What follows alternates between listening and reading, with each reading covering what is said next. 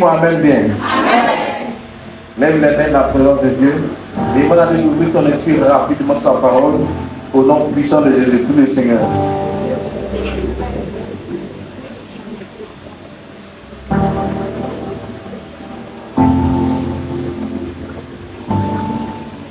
Elohim Adonai,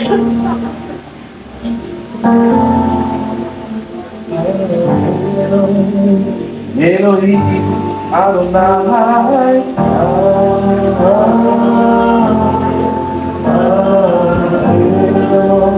Elohim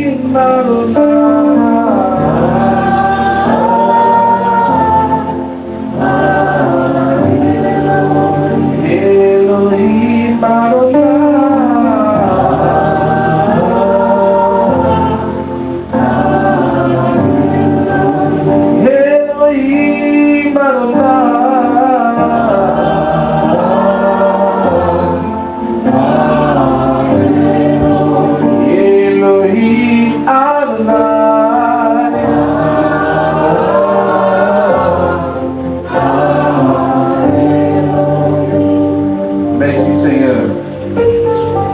Acclame le Seigneur.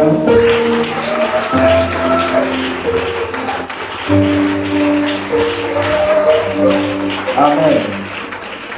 Si tu as été béni tout à l'heure par l'intervention de maman prophète, acclame très fort le Seigneur.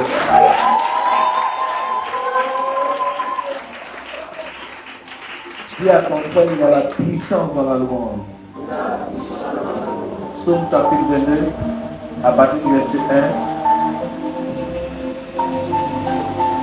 On lit ce passage du t'assois. Psaume chapitre 22, à partir du verset 1. Vous allez comprendre pourquoi est-ce que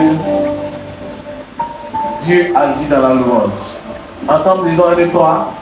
Au chef des chants, Siriche de l'aurore, Psaume de David.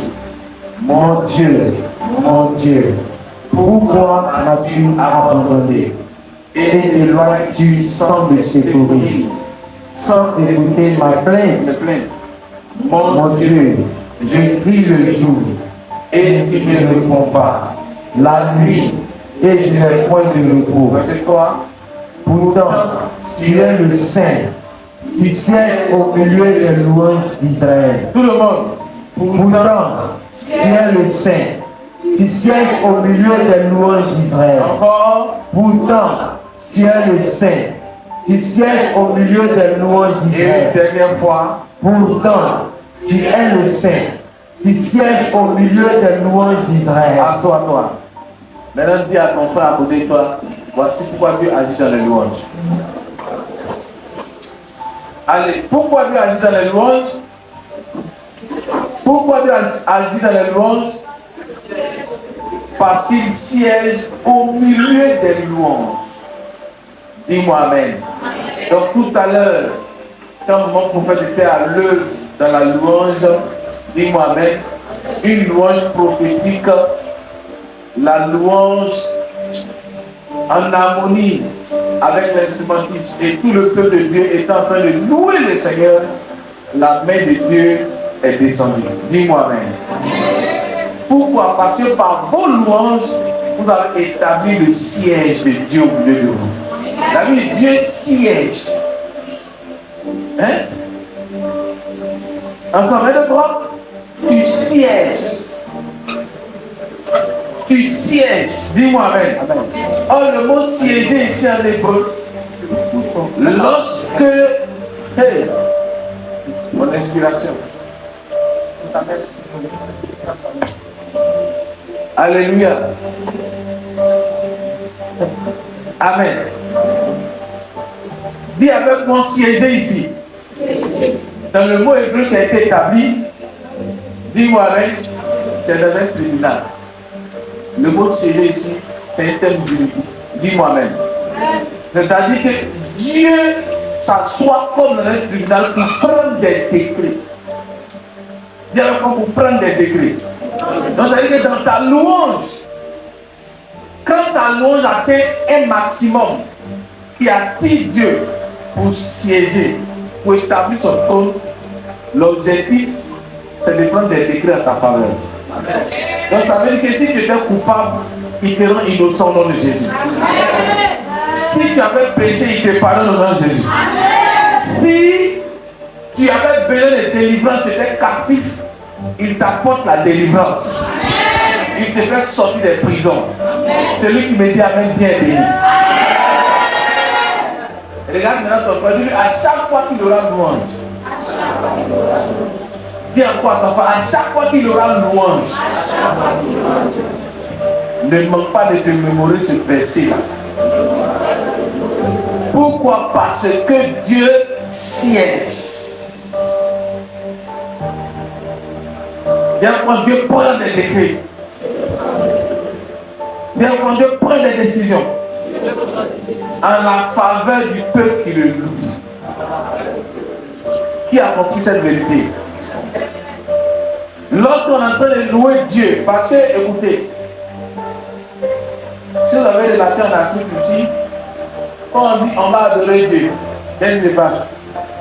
On fait une mélodie qui fait doucement. Et votre tête vous avez comprendre que l'adoration, c'est la mélodie là. Doucement.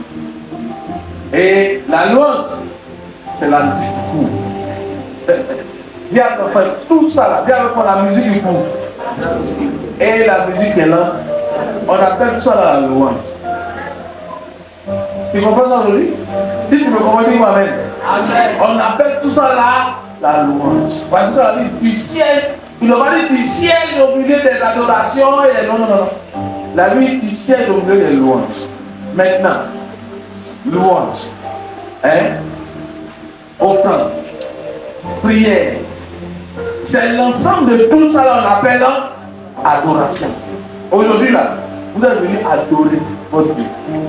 Donc dans l'adoration, il y a louange, il y a remerciement, il y a tout ça. Qui comprend maintenant? Oh, qui comprend ça maintenant? Voici pourquoi dans d'autres enseignes, vous voyez, diverses 2 points, culte, de louange et d'adoration. Amen. Normalement, on met culte d'adoration.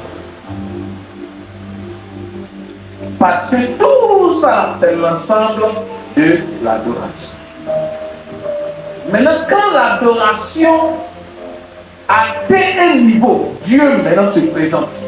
Dieu maintenant se manifeste par des signes, par des miracles, par des visions, par des délivrances. Il se présente.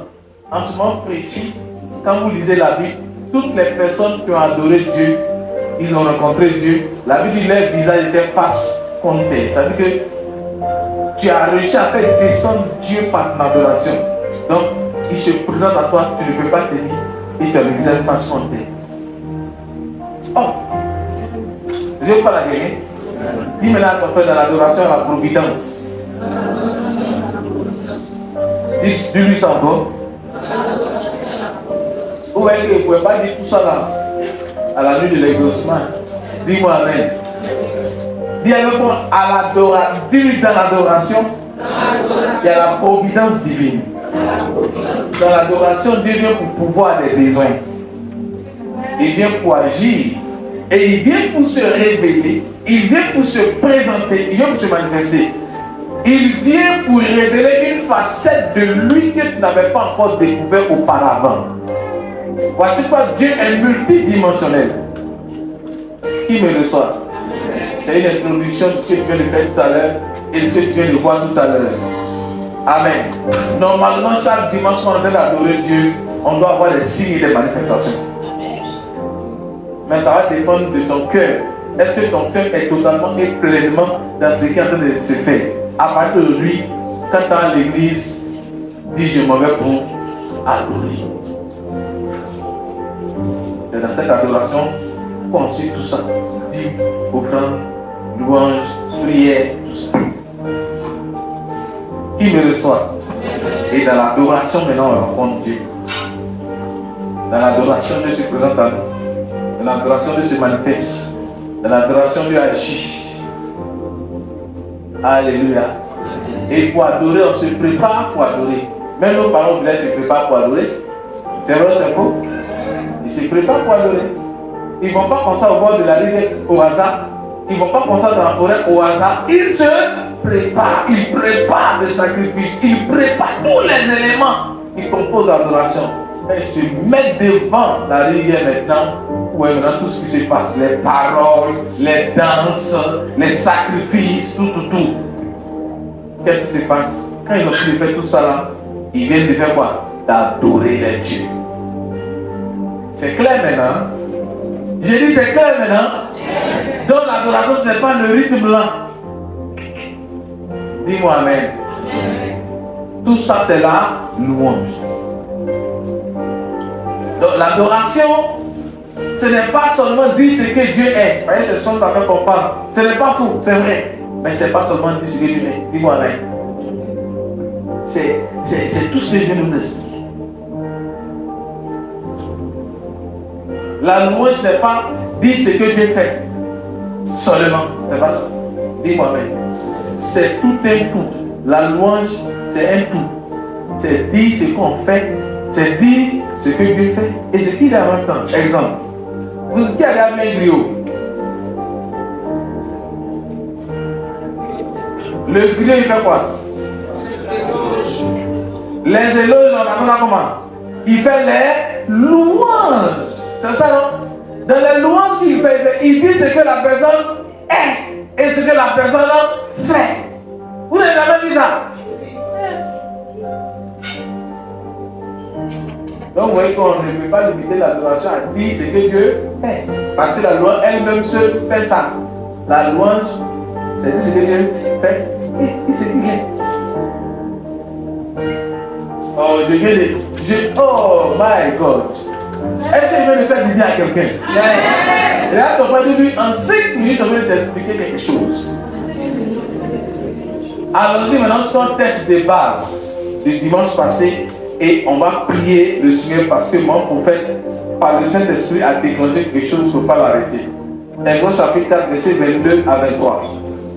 Exode chapitre 4, verset 22 à 23.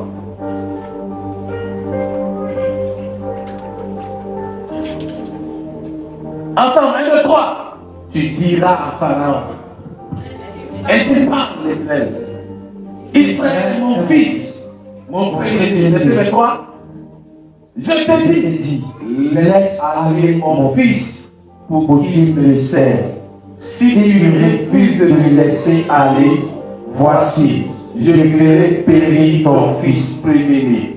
Reprends, mon fils, maintenant lis ça. Exode chapitre 4, verset 24, dit la parole du Seigneur. Chapitre 22. Verset 22, la parole du Seigneur. Ouais. Tu diras à Pharaon, ainsi parle l'Éternel, Israël est mon fils, mon premier-né. Je te dis, laisse aller mon fils, pour qu'il me serve. Si tu refuses de le laisser aller, voici, je ferai périr ton fils, ton premier-né. Je déclare que parce que tu sais Dieu, que l'Éternel te bénisse au nom de Jésus. Amen. Je déclare parce que tu sais Dieu que tous les jours d'oppression de vos familles qui pesaient sur vous soient cassés. Amen. Je veux un amen qui réveille la puissance de Dieu. Je déclare que tout pouvoir ennemi qui travaillait contre ta vie, parce que tu sais Dieu, ce pouvoir meurt au nom de Jésus. Je déclare que parce que tu sais Dieu, que tu rentres dans le repos divin. Que l'Éternel te donne le repos dans tous les aspects de ta vie. Qu'il te donne le repos de tous les côtés au nom de Jésus. Dis-moi amen fort. Servir Dieu est un privilège. Et servir Dieu est l'assurance contre toujours l'ennemi contre notre vie. Ici, Dieu délivre les enfants d'Israël de la main du puissant Pharaon. Et l'appel, il dit à Pharaon par Moïse, laisse aller mon fils pour qu'il me serve. En d'autres termes, quand Dieu te délivre, l'objectif de la délivrance de ta vie, c'est que tu le serves. Et si vous ne comprenez pas ça, vous allez passer votre temps à l'église.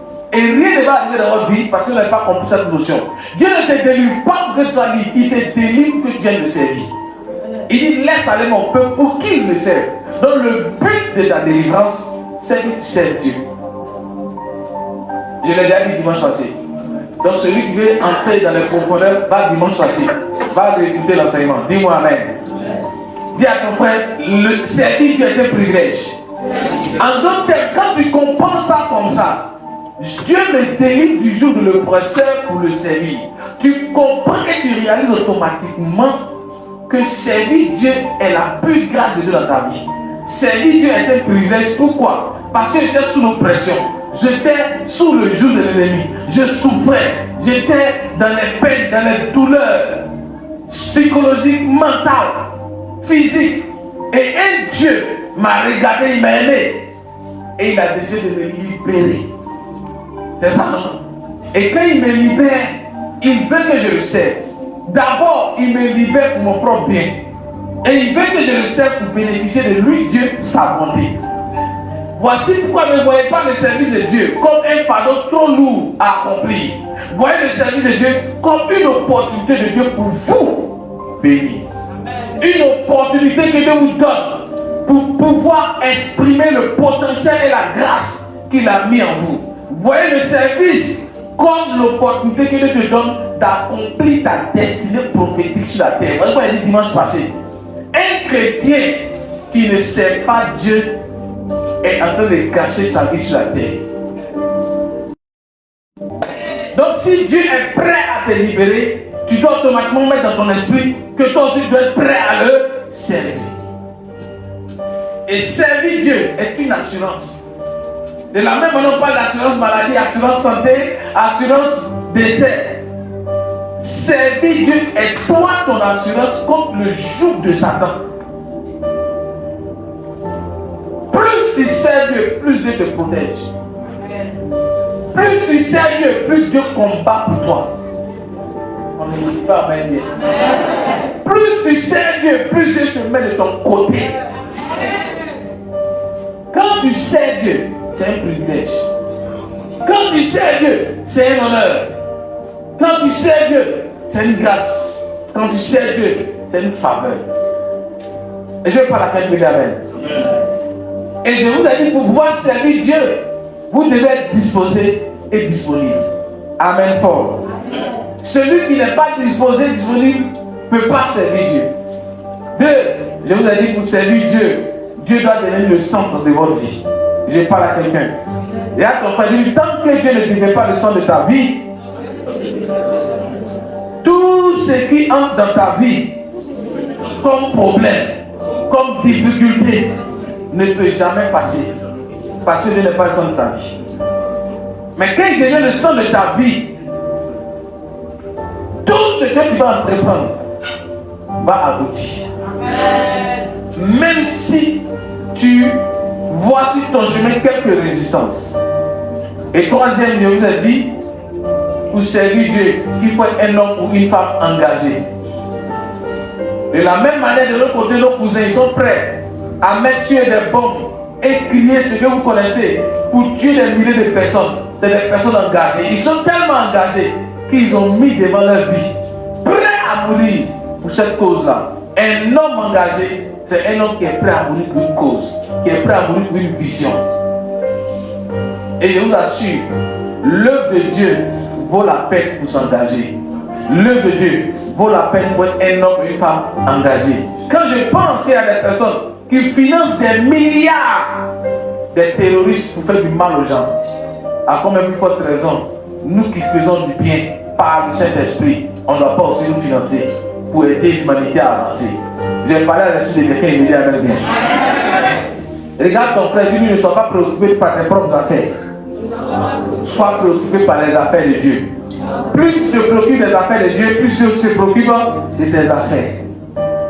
Qui me reçoit? Oh, si tu me reçois, dis-moi amen. Regarde ton frère, dis-lui, il faut servir Dieu.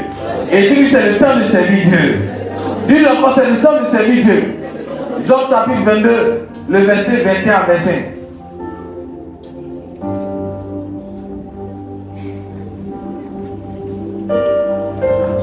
chapitre 22, Oui. le verset 21 à 25. Quelle est la parole du Seigneur? Tu as mis Josué ou mon fils? J'ai mis Job. Oui. 21. Verset 21. C'est 22. 21. C'est un qui a mis fils. 21. Job 22, 21.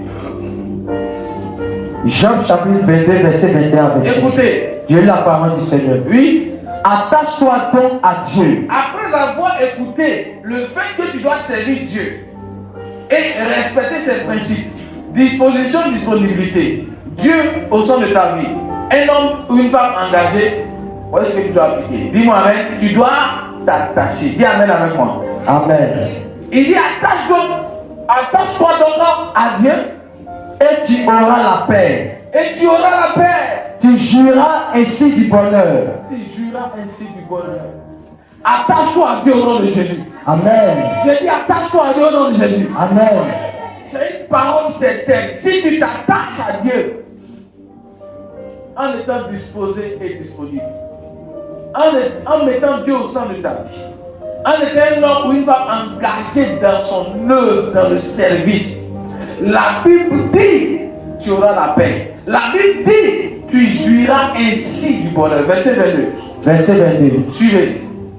Reçois de sa bouche l'instruction Reçois de la bouche de Dieu l'instruction et mets dans ton cœur ses paroles. et mets dans ton cœur chaque jour les paroles de Dieu dans ton cœur. Verset 23. Verset 23. Oui. Tu seras rétabli. Ainsi, peu importe les saisons que tu traverses, tu seras rétabli. Oui. Si tu reviens au Tout-Puissant, Oui. si tu éloignes l'iniquité de ta tente. Oui. Verset 24. Jette-le dans la poussière. Il y a un et. Et Est-ce qu'il y a des gens qui sont prêts? Est-ce qu'il y a des gens qui sont prêts à jeter leur or? On en vient. Ouais, on prend les dominations. Mais la Bible dit ton nom, il faut jeter ça dans la poussière. Et on précise quel type d'or. l'or de vie parmi les cailloux des torrents. Verset 25. Verset 25. Et le Tout-Puissant sera ton or, ton argent, ta richesse. C'est ça là que plaît n'arrive pas à faire.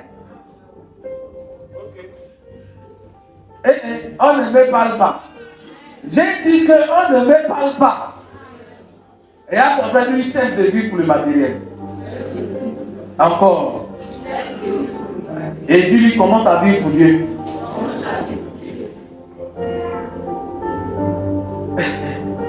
Amen. On a vu les prérequis, non? Dis-moi amen. Et ici, voici notre vérité.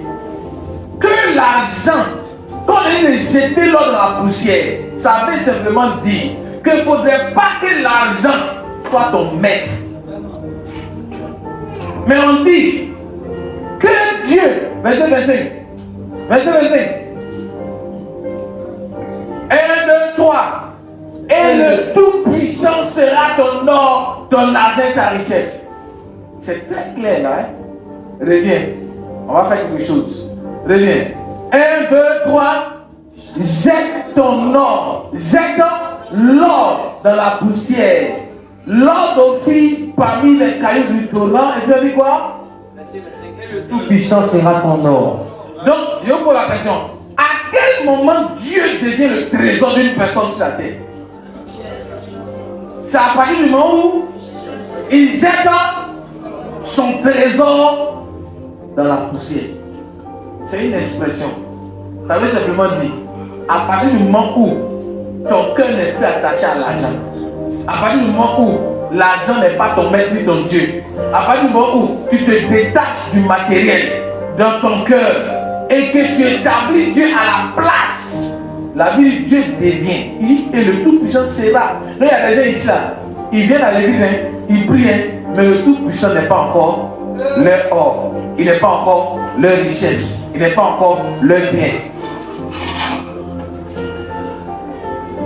il n'est pas encore leur argent. Et ne dormez plus, ne dormez pas. Là, on est sérieux là. Et attendez, on est sérieux là. Dis avec moi, pour servir Dieu, il faut te détacher du matériel. Et que j'ai des détachés du matériel, je parle au sens figuré. Je n'ai pas dit que tu n'as pas besoin d'argent. La preuve, ça là, c'est l'argent dans cette idée. Ça, c'est l'argent. Tout ça, c'est l'argent. Je parle à quelqu'un. Je parle au sens figuré pour te faire comprendre que si c'est l'or, l'argent qui deviennent tes dieux, c'est que Dieu n'est pas ton or, ton argent et ta richesse. Job dit, il faut établir Dieu comme l'or de ta vie. Il faut établir Dieu comme la richesse de ta vie. Il faut établir Dieu comme l'argent de ta vie. Ça veut dire quoi? Ça veut dire qu'en tant que serviteur de Dieu, l'or et l'argent physique qu'on touche, c'est nécessaire à la vie. Mais ton cœur ne doit pas être attaché à ça. Il fallait dire au début, attache-toi donc à Dieu. Fais de Dieu ton or. Fais de Dieu ta richesse. Fais de Dieu ton argent. Changement précis maintenant que ce que tu cherches là va faire quoi? Va venir vers toi. Dans Matthieu chapitre 6, verset 33, il dit quoi? Cherchez premièrement la meilleure façon de faire de Dieu son or. La meilleure façon de faire de Dieu son argent. La meilleure façon de faire de Dieu sa richesse, c'est de faire quoi? De chercher d'abord. Parce que quelqu'un vient me poser la question, papa, tu as dit ça, c'est bien, mais on fait de Dieu notre argent comment? C'est pas ça? La réponse est, cherche premièrement le royaume de Dieu et sa justice. Et puis on dit voilà, et toutes ces choses, toutes ces choses là, c'est l'or, c'est l'argent, le bien-être, tout ça là, matériel là. Ça veut dire que tu as fait de Dieu la priorité de ta vie, la quête de ta vie, et que tu l'as trouvé.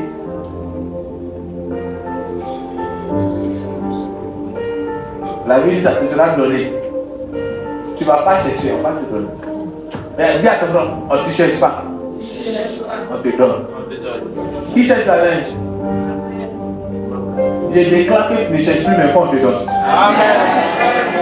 La meilleure façon de ne pas chercher, mais on nous donne, c'est de faire quoi? C'est de chercher Dieu. Ça veut dire quoi? Plus tu cherches Dieu, plus l'argent te cherche. My God.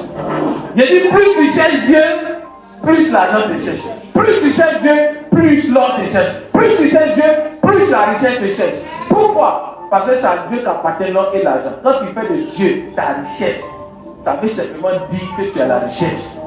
Quand tu fais de Dieu ton or, ça veut dire que tu as l'or. Quand tu fais de Dieu ton argent, ça veut dire que tu as l'argent.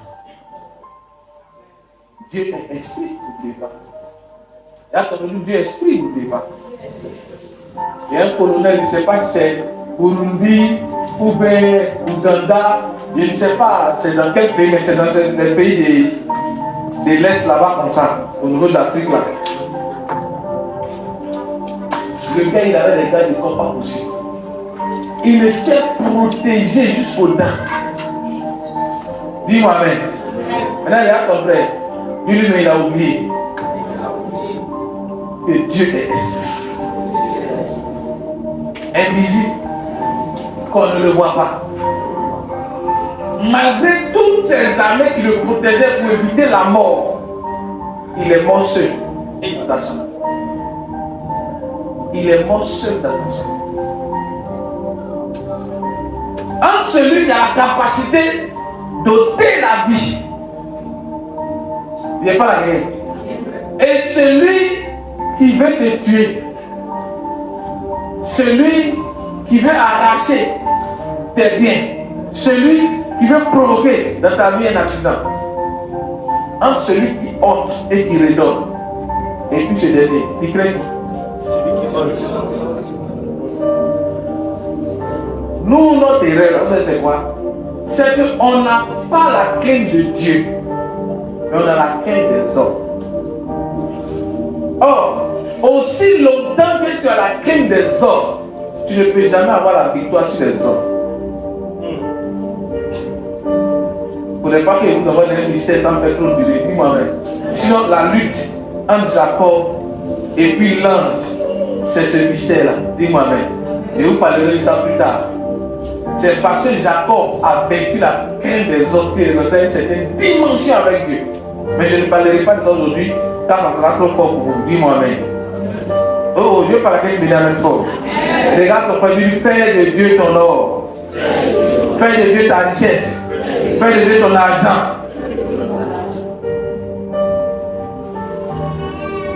En faisant quoi? Matthieu 6:33. En cherchant le royaume de Dieu et sa justice. C'est important. Et à ton retour, c'est important. Ça veut dire, il ne faut pas t'attacher à l'argent au point où, quand Dieu a besoin de toi, il ne peut pas t'avoir. Il ne faut pas t'attacher à l'argent au point où, quand Dieu a besoin de ta disponibilité, tu n'es pas là. Au lieu de t'occuper de tes affaires, occupe-toi des affaires de Dieu et Dieu aussi va s'occuper de toi tes affaires. Et là, tu vas dire ton engagement. Dis-lui ton engagement. Plus fort, dis-lui ton engagement. Dis-lui ton engagement. Dis-lui encore ton engagement.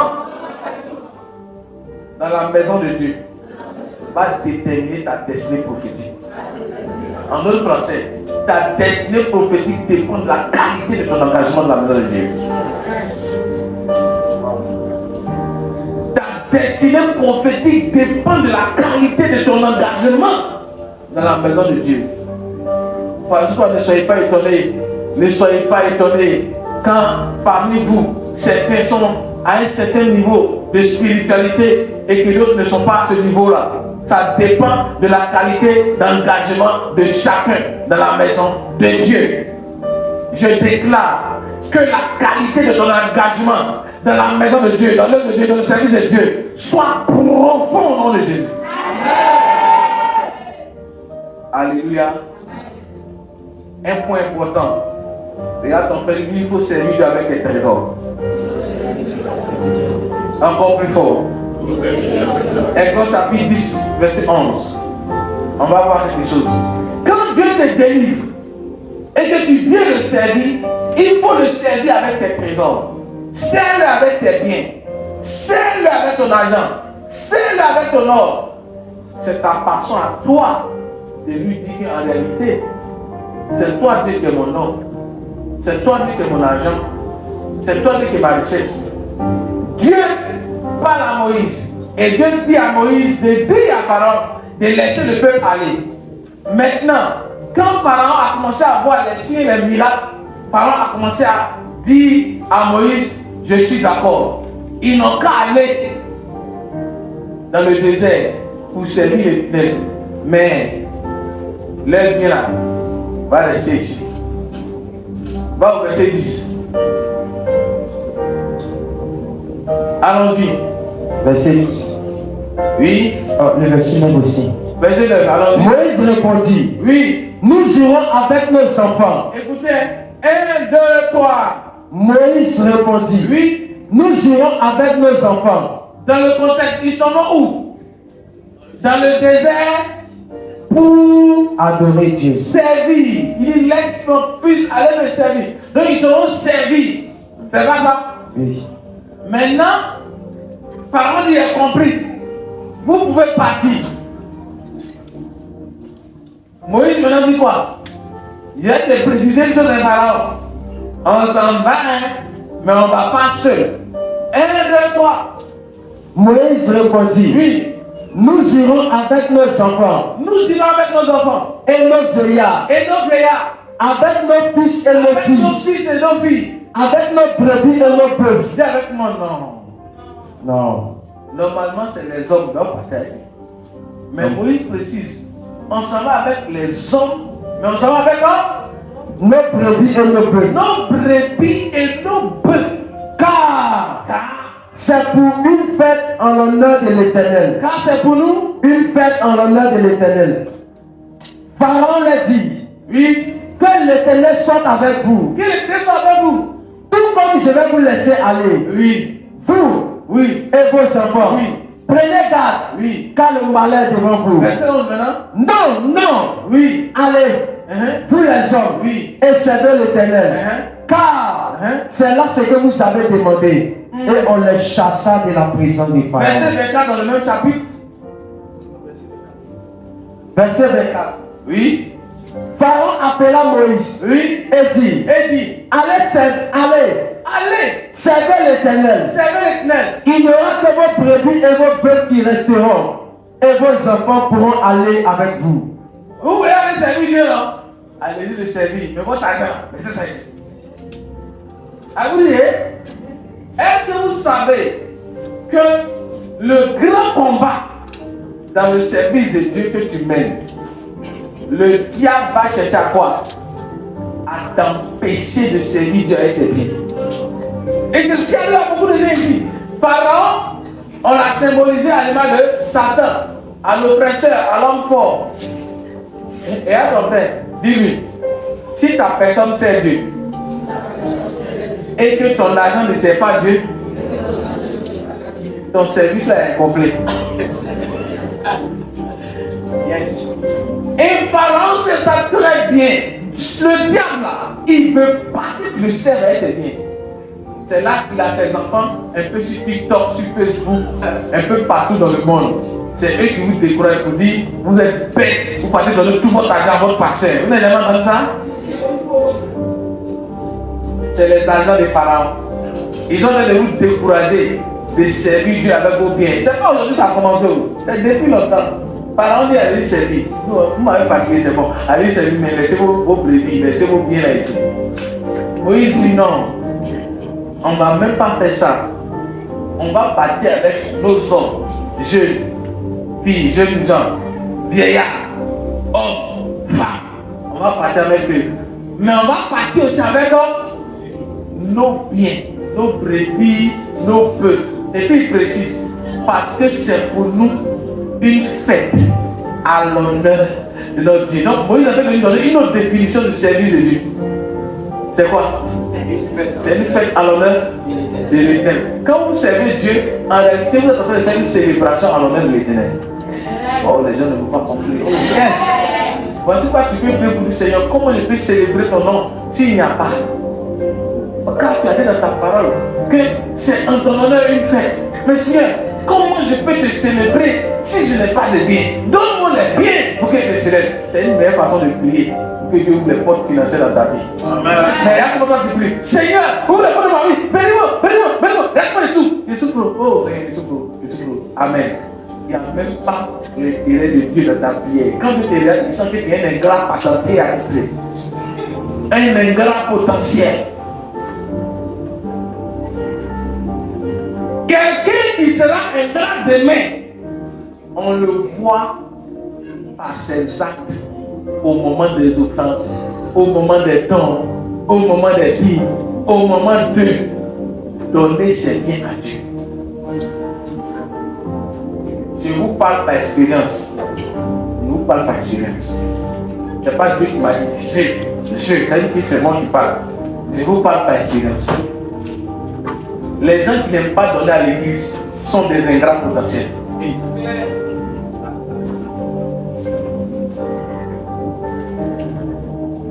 C'est des Atébé. Les Atébé là, c'est les hommes à part.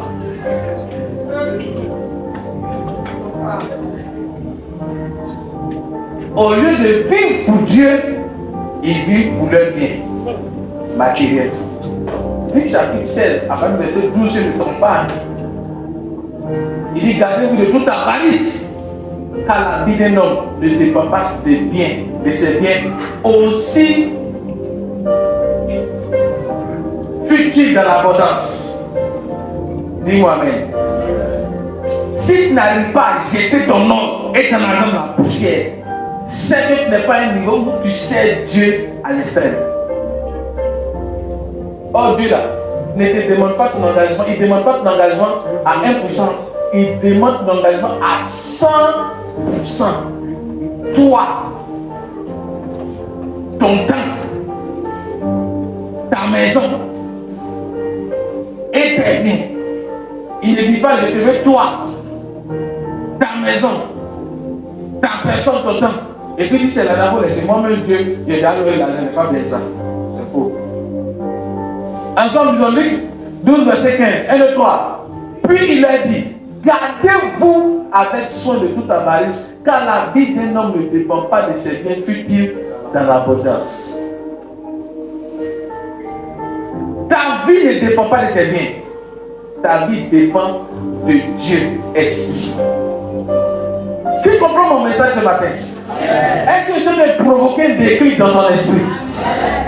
Va au verset 16. Est-ce qu'il dit en conclusion? Et il a dit cette parabole. Les terres d'un homme riche avaient beaucoup porté, et c'est le comportement de beaucoup de chrétiens, Et il raisonnait en lui-même. Oh, beaucoup ici raisonnent en eux-mêmes. Que ferai-je? Car je n'ai pas de place pour serrer ma récolte. Voici du type. Ce que je ferai, j'abattrai mon grenier, j'en bâtirai de plus grand, j'y amasserai toute ma récolte et tout mes biens. Verset 19.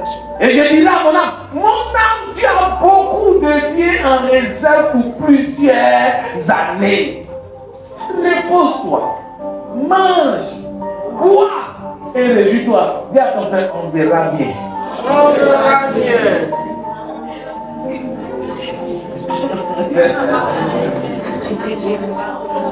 Dis-moi même fort. Dis à ton frère, on verra bien.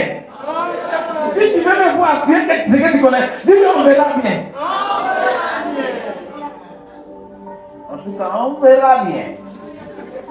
Et regardez le on verra bien ici.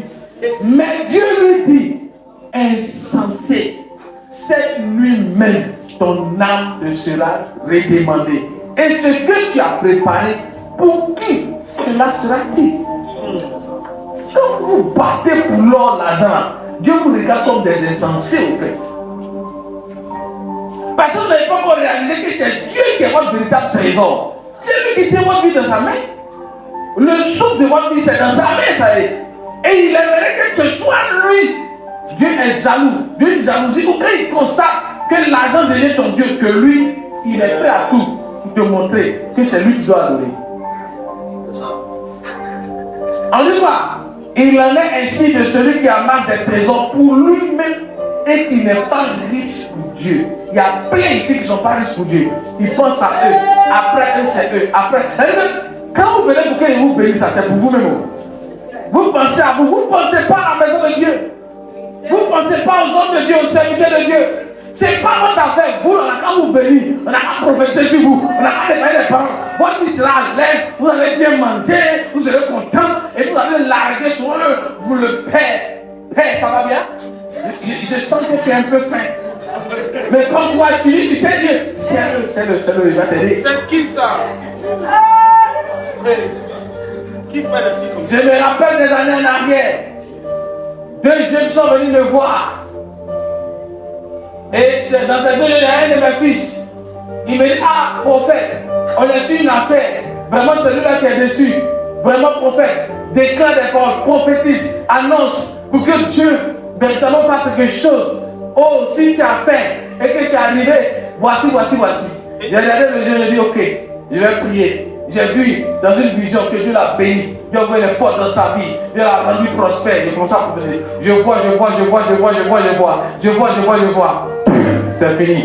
Des années passent. Je n'ai plus entendu parler de ce Dieu. Un jour, je rentre dans une station. Non, est-ce qu'il n'y avait pas la voiture, mon pasteur? Il n'y avait pas encore la voiture.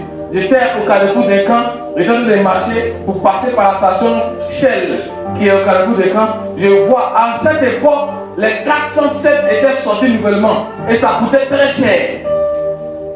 Les 407 à cette époque où c'est sorti nouvellement, ça va coûter combien? 407. Peugeot 407. Hein? Bon, quand c'est sorti nouvellement, je ne sais pas l'année. Pardon? 100 millions, quelle année là? 2007. Donc il est pris pour en 2007. Il est pris pour en 2007. Non, il est pris pour en 2008. 2008. Il est pris pour en 2008. Donc on peut dire 4 ans après comme ça. 2012 voilà. À cette époque, les 407 là venaient de sortir nouvellement, on roulait dedans. Qui se rappelle de ça? Donc ça peut aller dans peut-être 20 millions là-bas, un truc comme ça. Je ne comprends pas.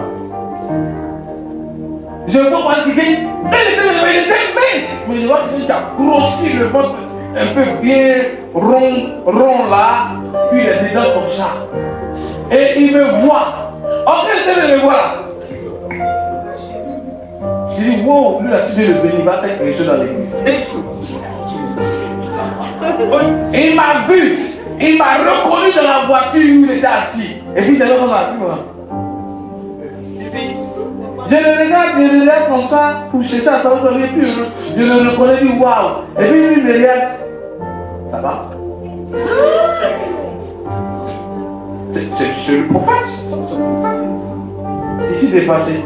Et le ministère, ça va bien?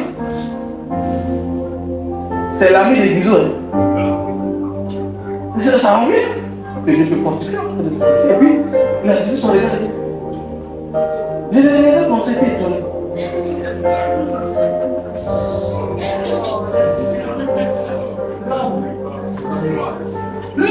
L'homme.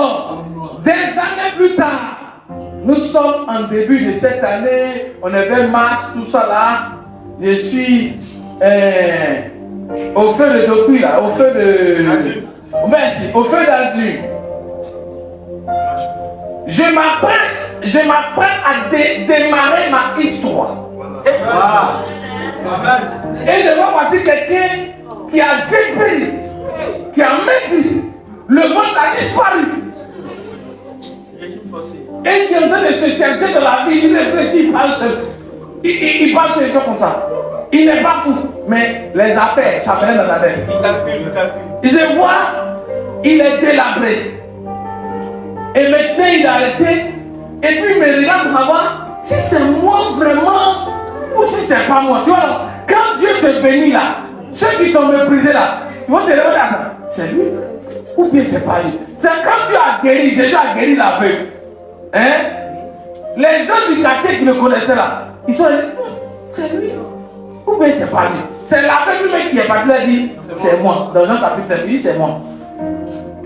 Je prophétise que demain, tous ceux qui t'ont méprisé, quand ils vont te voir la gloire, ils vont se poser la question, c'est lui ou ce n'est pas lui? Et puis c'est toi-même, tu vas t'approcher d'eux, tu vas leur dire, c'est moi. Dans la vie, il ne faut jamais mépriser ou minimiser quelqu'un. Même si tu vois ton frère dans le quartier qui n'a rien, il ne faut pas le mépriser. Parce que la vie d'un homme ne dépend pas de ses biens. Ta destinée et ma destinée ne sont pas pareilles. Donc je ne peux pas regarder à ma vie présente pour comparer ma vie à ta vie. En où on est assis là, personne ne connaît le domaine de quelqu'un. J'ai appris cette sagesse de ne jamais mépriser quelqu'un dans la vie. Amen. Parce qu'en une seconde, Dieu peut transformer la vie de quelqu'un. Amen. En une seconde, Moïse étant enfant, son panier a été jeté sur la mer. Il y avait les crocodiles dans la mer, il y avait les hippopotames dans la mer, il y avait les baleines dans la mer. Ces animaux marins pouvaient le manger. Mais la main de Dieu était sur le panier de Moïse. Et qui a recueilli Moïse? C'est la fille de Pharaon qui a adopté Moïse comme sa fille, son fils. Je parle à quelqu'un. La destinée de Moïse a changé en quelques minutes. Aussi longtemps que tu ne connais pas ma destinée, il ne faut pas me mépriser. Regarde ton frère à côté, lui aussi longtemps que tu ne connais pas ma destinée. Ne me méprise pas. Lui, ma vie ne dépend pas de ce que tu vois maintenant. Lui, ma vie dépend de ce que tu as dit sur ma vie. Ce que tu as dit que je serai. C'est en cela ma vie dépend. Et non de choses d'ici moi. Et non du regard des gens. Non, dis-moi même. Si tu comprends cette sagesse, tu ne vas négliger personne dans la vie. Voici pourquoi quand tu es là, ne te décourage pas, ne sois pas affecté. Ne dis pas, depuis là, je vois rien. Écoute-moi, tu ne connais pas ton lendemain. La Bible, il prend le pot de la poussière, il le fait asseoir à la table des grands. C'est Dieu seul qui peut faire ça. Si aujourd'hui, le président Nicolas Sarkozy est en train de dire que la seule personne que lui veut rencontrer sur la terre, c'est Jésus, dites-vous que quelque chose vient de se passer. C'est ça. J'ai envoyé la vidéo à M. Danoye. C'était un débat où les présidents, tout, on appelle ça dîner et quelque chose. Et maintenant, tu parles des hommes importants qui ont influencé ta vie, qui t'ont impressionné. Et on te dit maintenant, à cette table de débat et de dîner, s'il y a quelqu'un, un homme important que tu aimerais inviter et poser avec lui face à face, ça sera qui? Nicolas Sarkozy prend la parole. Il dit, je vous assure, et s'il y a une personne importante qui m'a aidé à rencontrer de ma vie, c'est Jésus. Mon fils Marie m'était étonné qu'elle a entendu ça. Et il décortique pourquoi. Il dit, l'homme le plus important depuis l'origine de l'humanité jusqu'à présent, c'est Jésus. Il s'explique, il dit pendant les siècles. Il parle de lui, il dit vraiment si il peut se présenter à lui, il sera de l'homme le plus heureux. Oui, si un président, ça c'est grave. On va t'aider à Jésus. Mais là, comment tu le sais? Regarde comment tu le sais. C'est-à-dire pour venir à l'église même, on doit te dire, viens en leur cœur, viens. Pourquoi tu n'es pas venu? Voici un président qui a tout eu dans sa vie, mais qui sent encore qu'il y a quelque chose qui lui manque. Oh, toi tu as déjà ça. Mais comme tu as fait de l'argent, la quête de ta vie, voici pas que tu es dans la souffrance. Dieu nous assure, faites de Dieu votre trésor. Vous allez voir. Tu ne peux pas servir Dieu de tout ton cœur. Honnêtement, même ceux qui le servent dans l'escroquerie s'en sortent. Même ceux qui le servent dans l'escroquerie s'en sortent. À combien de fois toi tu le sers honnêtement et puis va te regarder. Il dit on verra la différence entre celui qui sert Dieu et celui qui ne le sert pas. C'est une promesse dans Malachie chapitre 3. C'est une promesse. Mais regarde, je vous l'ai dit dimanche passé. Si tu sens des poches de résistance des esprits de ta famille dans ta vie, c'est parce que ton niveau d'engagement dans la main de Dieu, ton service dans la main de Dieu présente des zones d'ombre de négligence, de mépris. Moi, je connais des personnes qui servent Dieu, ils sont au village, mais ils sont riches. Vous l'avez su. Et vous verrez de nouveau la différence entre le juste et le méchant, entre celui qui sert Dieu et celui qui ne le sert pas. Votre problème, vous courez trop au matériel au lieu de courir au spirituel. Un homme de Dieu du Congo, il s'appelle Aïdini Abala. Il était avec ses amis hommes de Dieu, ils étaient en train de prier. Ils n'ont pas eu à temps le passeport pour. Non, c'est pas Abala, c'est Babalo là, avec ses amis nigériens. Ils n'ont pas eu à temps le transport pour aller dans un pays pour prier pour les gens. Or, ce homme, c'est un homme de prière. Jusqu'au Nigeria, sur une montagne, les traces de ses genoux sont restées. Il peut s'asseoir, il peut mettre ses genoux à terre, prier pendant 4 jours non-stop. Ça s'appelle Babalola.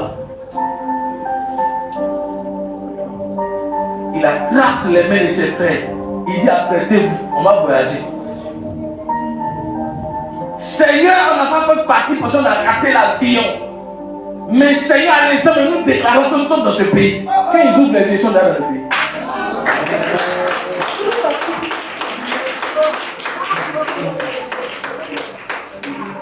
Donc, regarde, il n'y a pas eu l'argent pour aller payer le passeport. Il n'y a pas eu toutes les démarches. C'est pourquoi? Parce que leur richesse, c'est Dieu. Leur argent, c'est Dieu. Leur or, c'est Dieu. Et Dieu, là, il n'est pas physique, il est esprit. Donc, il peut les faire voyager partout comme il veut, comme il veut. Vous n'êtes trop accroché au physique, au matériel. Vous n'êtes pas accroché au surnaturel. Vous n'êtes pas accroché au surnaturel, à l'esprit. Parce que vous ne voyez pas des choses arriver. Je vous assure, à partir d'aujourd'hui, changez votre mentalité. Commencez à venir à l'église. servez dans le département, engagez-vous à fond. Vous allez voir. Si votre vie ne change pas, venez me voir. Ensemble, on va aller interroger Dieu. Il va nous répondre. Et vous la vérité, je n'ai jamais vu, même mes enfants que j'avais fait étaient en classe de terminale, de les enseigner, ils étaient à côté de moi comme des disciples. Quand on s'est séparés en vacances, où ils sont partis là, ils ont fait des exploits. Des exploits, parce qu'ils ont compris. Tu ne peux pas faire de Dieu la priorité de ta vie et Dieu va te laisser. Mais aujourd'hui, l'église de cette génération, on prend tout à la légère, servir Dieu à la légère. On vient à l'église alors qu'on veut. On vient à l'église quand on veut, comme on veut. Et puis en même temps, c'est nous encore. On vient avec ce même Dieu-là pour dire c'est rien ma situation. Mais regarde comment tu te comportes. Regarde comment tu viens à l'église. Regarde comment c'est que tu fais. Et puis tu attends son intervention. Bénis Dieu. Jusqu'à là, il se prend sur le temps. Tu dois faire ta maison. Tu dois faire. Bénis Dieu. Mais n'utilise pas ça comme un air de suffisance pour mépriser son œuvre. Parce que les temps sont mauvais. Et les jours qui arrivent, quelqu'un qui n'est pas totalement engagé dans la maison de Dieu. Vraiment. Tu as compris vraiment. Un autre témoignage. Dieu dit à un de ses serviteurs. Et je vais regarder nous ça ici.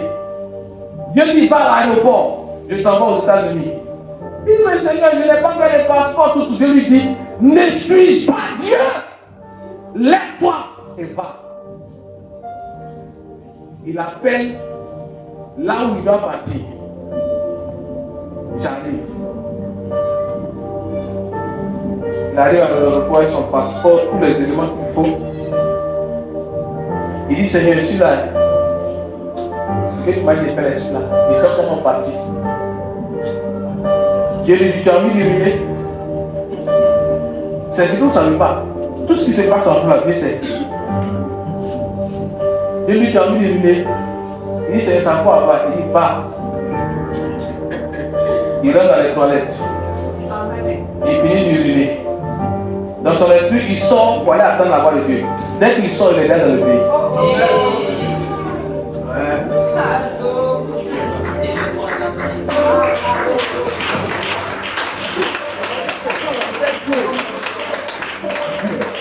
Ça, tu peux expérimenter ces choses lorsque ton engagement avec Dieu là, il n'y a pas de la blague dedans.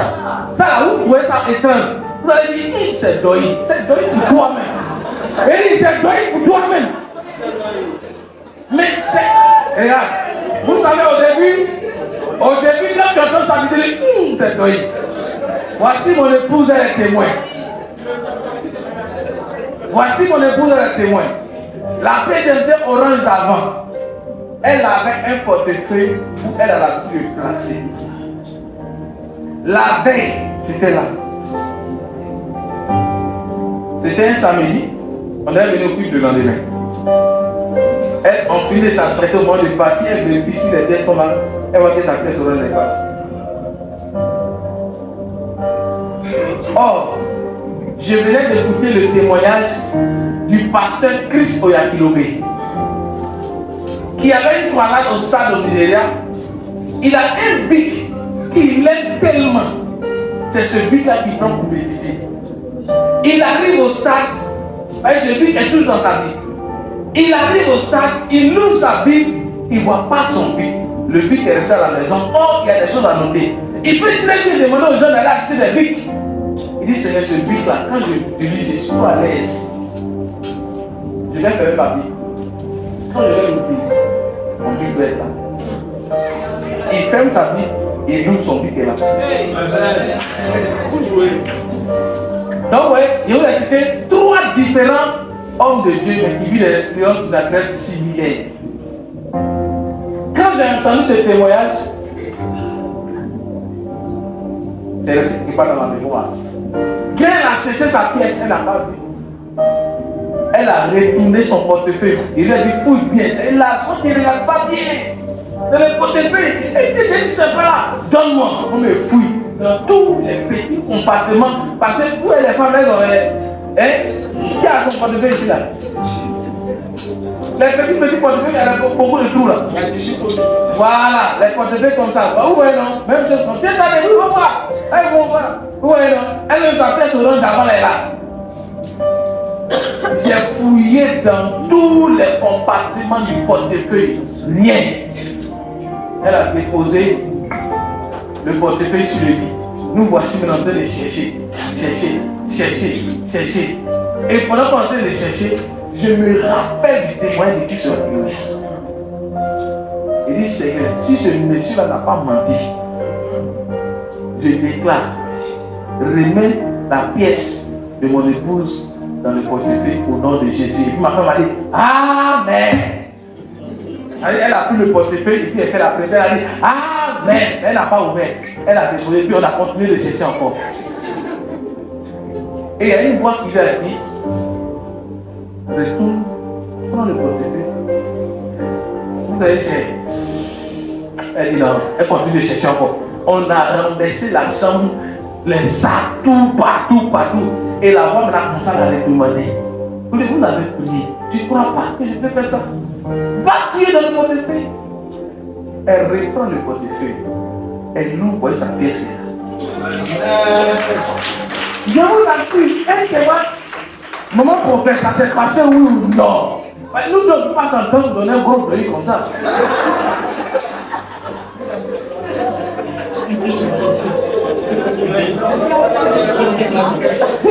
On paye quoi dedans? La première vie n'est pas là. Où est la reine qui est sortie? Est-ce que vous comprenez? Quand on a vu ça, on était dépassé, on a commencé à célébrer Dieu de la chambre. Et puis on a commencé à tous vous avez Dieu est puissant. Et puis nous on se dit, c'est que nous on lit nous Dieu dans cette chose. Mais remarquez, c'est le témoignage de quelqu'un qui a provoqué ma foi. Souvent quand tu n'as pas entendu les témoignages, tu as aussi provoqué ta foi. C'est ça ou c'est pas ça? Oui mon fils. Oui. Oui, vous avez expliqué ça non? Voilà. Qui t'est basé sur cette même foi. Il partait à Tébuisson avec des collègues. En descendant de la voiture, son portefeuille est tombé. Avec tout son argent, ses pièces dedans. Il m'a appelé. Il dit là encore comment? Il dit papa, tu as rendu témoignage dimanche de ce qui s'est passé. C'est ça non? Avec mon maman, je crois. Je déclare que mon portefeuille là, moi je vais retrouver ça. Je ne sais pas comment. Mais papa, c'est ce qu'il t'a dit là. Moi j'ai ma foi dedans. Il dit, mon fils, il te sera fait sans ta foi. Ça s'est passé vraiment. Vous savez comment ça s'est passé? Il y a des gens qui passaient, ils ont vu notre studio, ils sont partis en voyage. Et puis ils ont regardé dessus, ils ont vu son numéro, ils l'ont appelé. Hein? Et c'est vrai que c'est 2 jours, 3 jours après, on l'appelle pour dire de venir chercher. Vous savez où il a retrouvé sa pièce? À côté de sa maison. Les gens qui l'ont appelé, ils habitaient juste à côté de lui. C'est ça ou c'est pas ça? En fait, c'est pour montrer que c'est Dieu qui a fait ça. Mon fils, il dit quelque chose.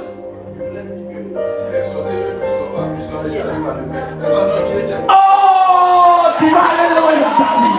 Tu vas aller loin dans ta vie. Donc, ça veut dire quoi? Sorcier même qui est dans une spiritualité qui n'est pas en Christ, regarde ce qu'il arrive à faire. Et nous les chrétiens, ça veut simplement dire que notre niveau de foi, on a besoin de doser ça.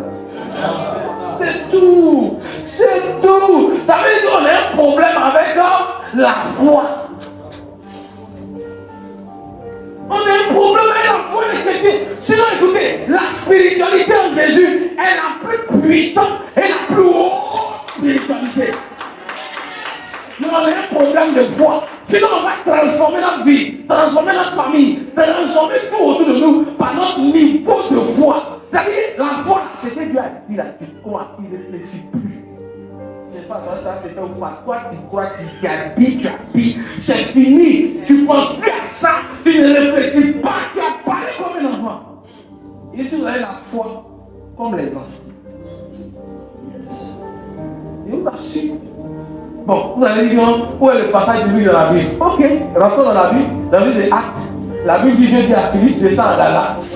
Il descend en Gaza, il voit passer un eunuque éthiopien qui part chez lui en Éthiopie parce qu'il venait d'adorer Dieu. Il lui explique Ésaïe 53. Le monsieur accepte Jésus-Christ de Nazareth. Et puis il dit il va être baptisé. Il trouve une barre d'eau, il le baptise. Quand il vient de le baptiser net, la Bible dit quoi? Philippe disparaît devant lui.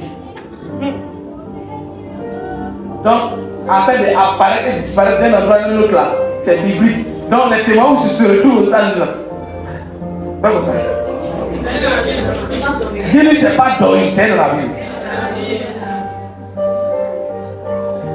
Mais ça dépend de notre vie de foi. Regarde ton frère et dis, est-ce qu'on peut accroître notre niveau de foi?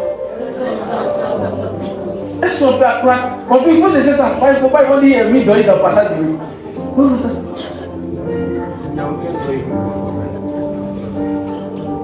Regarde ton frère à côté, dis-lui, si sorcier est capable de faire ça. Et moi, le chrétien. Regardez Jésus. La Bible dit Jésus lui-même, quand il est ressuscité dans les morts, qu'est-ce qu'il a fait? Il est allé saluer ses disciples. Il a fait quoi? On dit qu'il est passé par le mur. Jésus est passé par le mur. Vous êtes tombé, où il a passé?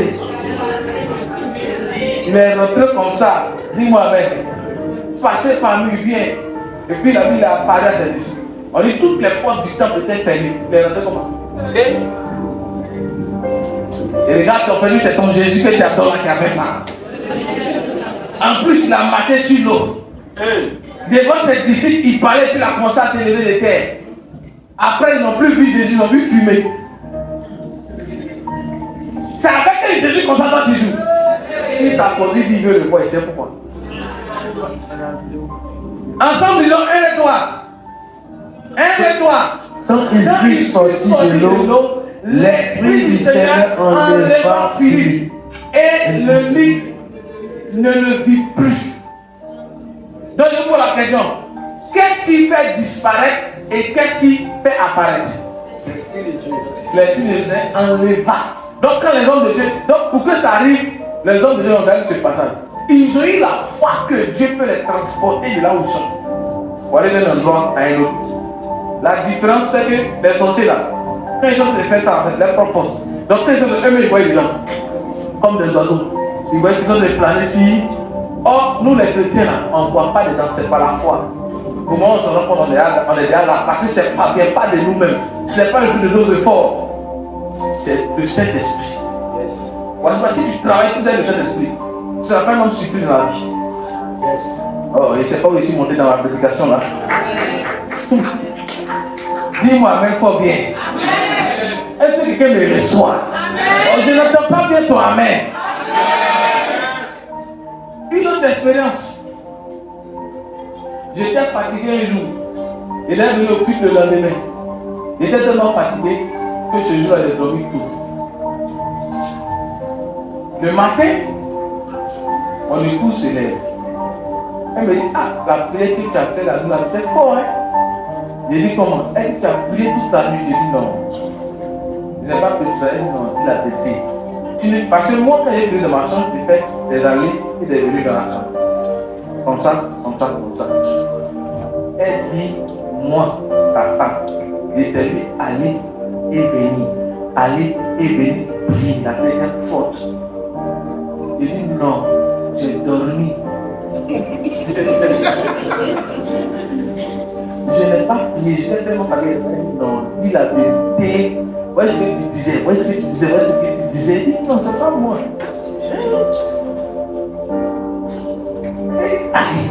Donc c'est quoi ça alors? Il m'a dit c'est mon ange. Ah ouais.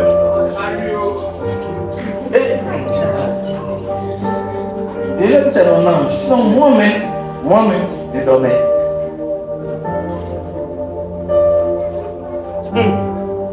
Mais on me demandait, tout ça c'est posé, tout oui avec Dieu, tout est possible.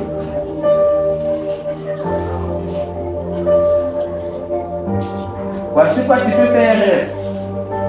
Et Dieu peut prendre mon visage et descendre dans le rêve pour te délivrer de quelque chose. Amen, fort. Viens avec moi, tout ça c'est la spiritualité. Mais ces choses peuvent arriver lorsqu'on sert Dieu de tout notre cœur. On est disposé pour lui. On est disponible pour lui. On le met au centre de notre vie. On est des hommes et des femmes engagés. Dis-moi avec fort. On s'attache à lui de tout notre cœur. Est-ce qu'il n'y a pas la quelqu'un? Et on le sert avec notre biens, nos trésors, nos richesses. On ne prive pas l'œuvre de Dieu de nos biens. On ne prive pas l'œuvre de Dieu de nos richesses. Est-ce qu'il n'y a pas la crainte?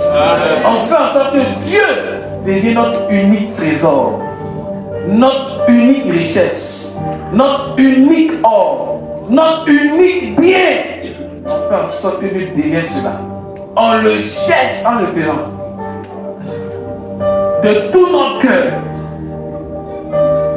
vous allez voir des choses extraordinaires. Moi, j'ai décidé de servir Dieu. Quand Dieu m'a dit, si c'est pour faire des choses simples, laisse-moi. Parce que moi, j'ai vu Dieu comme toujours un Dieu étrange. Je vous le dis toujours, tout le temps. Dis-moi Amen. Je le vis comme un Dieu étrange, tout puissant. Ma manière de le concevoir, de le voir est tellement immense, je ne le limite pas. Quand Dieu m'appelait de j'étais encore dans le salon de mes grandes sœurs, on a invité des personnes qui voulaient prier. Et pendant qu'on était en train de prier, pour la première fois, j'ai eu une vision. Dieu a transporté mon esprit en France. J'ai vu un paralytique qui s'appelait Lewis. J'ai dit, je te donne Lewis, lève-toi et marche. Il a commencé à marcher. Et pendant que ça s'est passé, je disais, pendant que nous sommes en train de prier, je suis en France, j'ai vu un monsieur qui s'appelle comme ça, il est en train de marcher. Il y a une de mes filles qui était là, comme ça, se moquer de moi. Elle n'a pas vu. Quand elle a commencé, Dieu l'a giflé, là, la grosse de moi. Et Dieu l'a giflé, là. Là, sur place, elle a commencé à crier. Seigneur, pardonne-moi, Seigneur, pardonne-moi. Je ne doute pas, je ne doute pas, je ne doute pas. Pardonne-moi, Seigneur.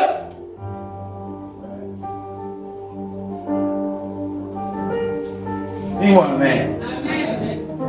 Voici pourquoi on me parle des choses étranges de la spiritualité, ça ne me fait pas passer. Moi-même, depuis que j'ai commencé à m'engager dans l'œuvre de Dieu, c'est des choses étranges comme ça qui arrivent. Et je comprends ça. Dis-moi Amen bien. Oh, ils sont restés calmes. Ils sont restés calmes. Amen. Et là, on va dire c'est fort ce matin.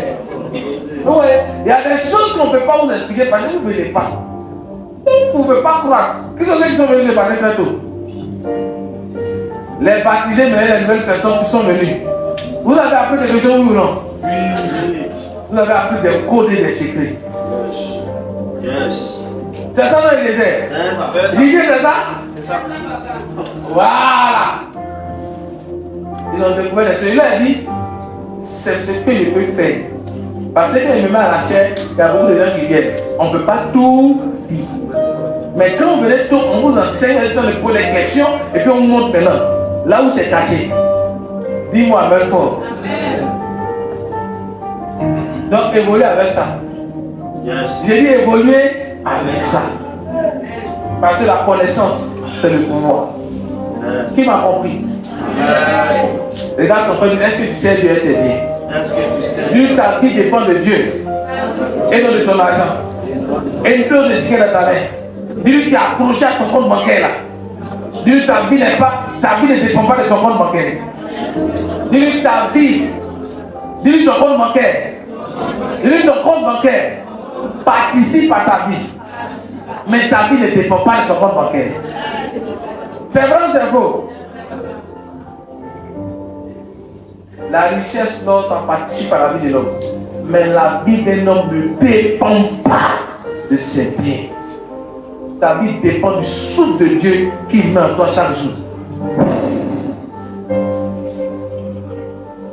Quand tu dors et que tu te lèves, bénis Dieu parce que Dieu vient de te ressusciter.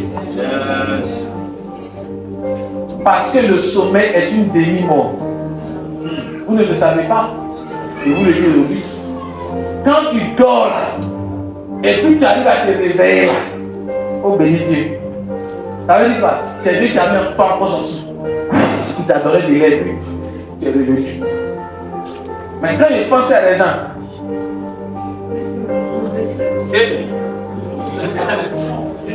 ils sont gonflés. Et à ton frère, ils sont gonflés. Tu me prends pour qui? Est-ce que tu sais qui je suis? Mais pose la question à ton frère. Il va aller dormir ou pas?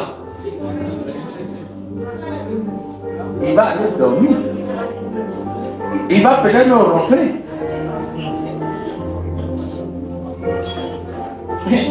Et là, on va dire, il faut avoir la crainte de Dieu. Tiens-toi debout.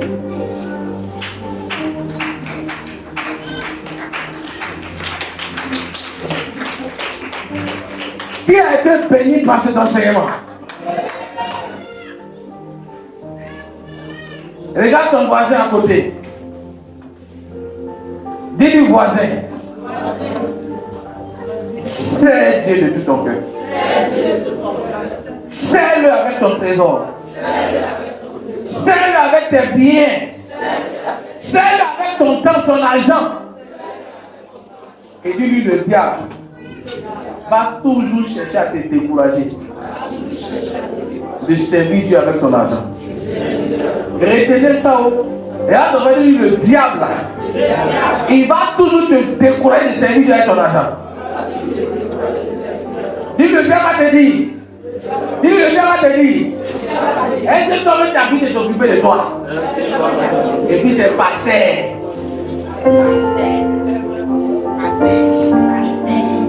Dis-lui, le diable va te dire. Ne donne pas. Dis-lui, ne donne pas. C'est tous des escrocs. Dis-lui, le diable va te dire. Il y a le bon des pasteurs. Tout le monde passe comme ça. C'est là la vie immense. Et toi, tu te pars comme ça sous le soleil. Tu te tapes tout le boulot. Et toi, tu te dis, on va être dit. Vous n'avez jamais entendu ça? C'est parce que ces personnes n'ont pas connu Dieu. Si ton argent, regarde, si ton argent ne sert pas Dieu, c'est que ton argent sert les hommes. Et ça, on lui dit ça.